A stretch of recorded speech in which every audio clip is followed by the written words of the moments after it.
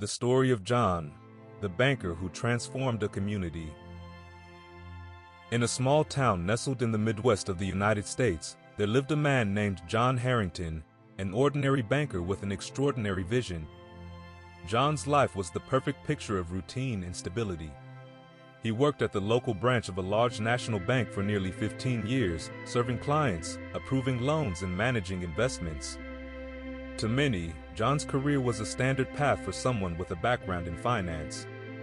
But what people didn't realize was that behind John's calm demeanor was a passion for change, specifically for helping people use the power of finance to transform their lives.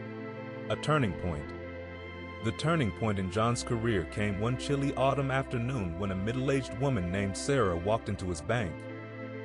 Sarah owned a small bakery on Main Street, a modest establishment that had been in her family for generations. Her business was struggling due to the economic downturn, and she needed a loan to keep it afloat. As Sarah sat across from John, her hands shaking slightly from anxiety, she explained that this loan was her last hope. If she didn't get it, she would lose her bakery, the only livelihood she had ever known.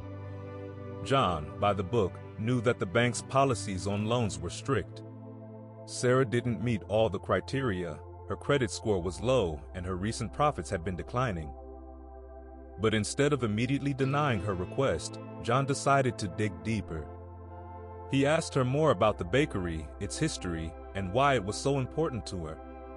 Sarah shared stories of how her grandparents had opened the shop during the Great Depression, how it had survived wars, recessions, and technological shifts.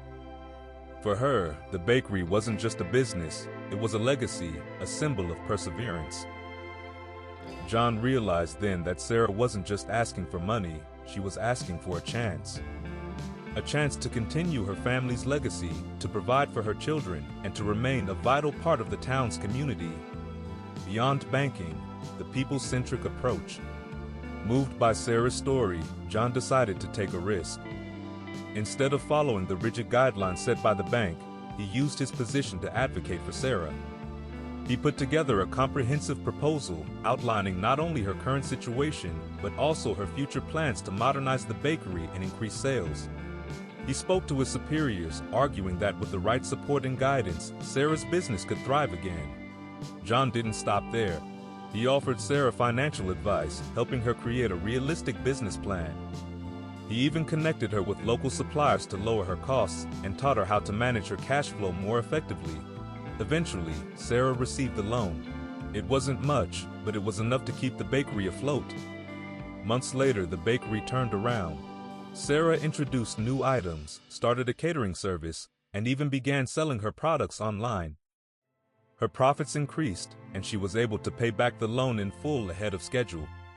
The bakery became a local success story, and Sarah's business became a staple in the community once again, a ripple effect. After Sarah's success, word spread about John's approach to banking.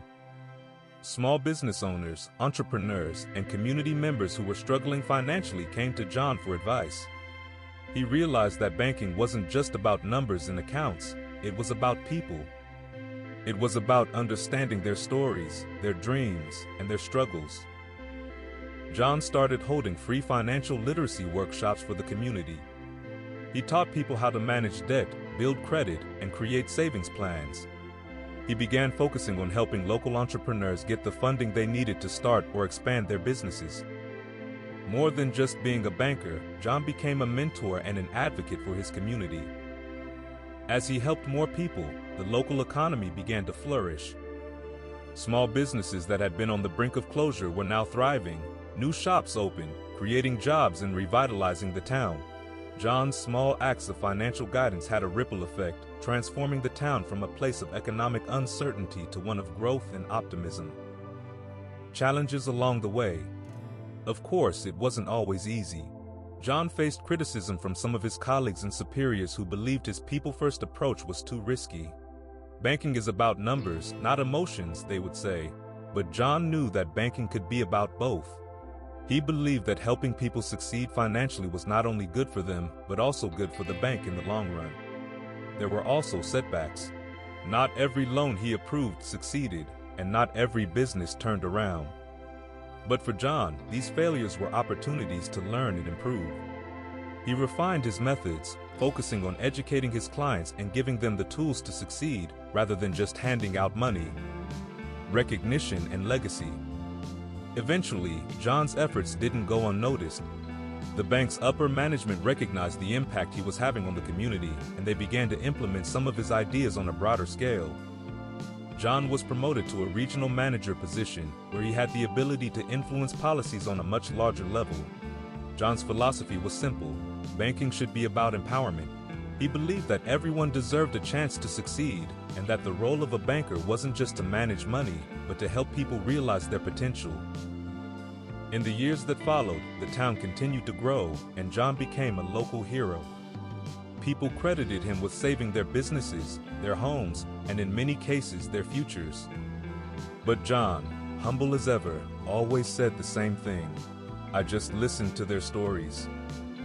Conclusion: the power of compassion in banking. John Harrington's story is a testament to the power of compassion and understanding in a world often ruled by strict rules and regulations. By choosing to see his clients as individuals with hopes and dreams, rather than just as numbers on a spreadsheet, he transformed not only their lives, but also his own. John's journey from a routine banker to a community leader shows that true success in any profession comes from a genuine desire to help others. His story reminds us that no matter how rigid the system may seem, there is always room for kindness, empathy, and a little bit of risk to create a brighter future for everyone.